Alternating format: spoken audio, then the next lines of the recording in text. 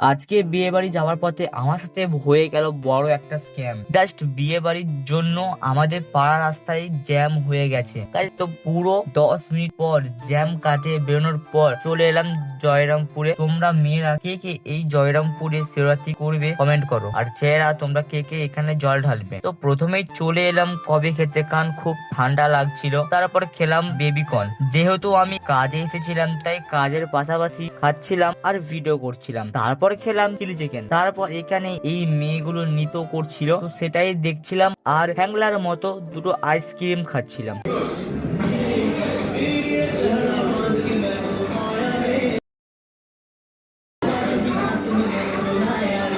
তারপর ভগবানের দর্শন করার পর চলে এলাম ফুচকা খেতে। তারপর সব কাজ কমপ্লিট করে চলে এলাম মেন কোর্সে। ফার্স্টে এলো এগ ডেভিল আর স্যালাড, নেক্সট এলো পনিরের তরকারি আর নান, তারপর রাইস আর মটন। মাছও রেখেছিল বাট আমি তো গাইস মাছ খাইনি, তো এরপর সে আমার কিছু খায়নি। তো চলো গাইস আজকের জন্য এতটুকুনি, দেখা হচ্ছে আবার নেক্সট মিনি ব্লগে। বাই।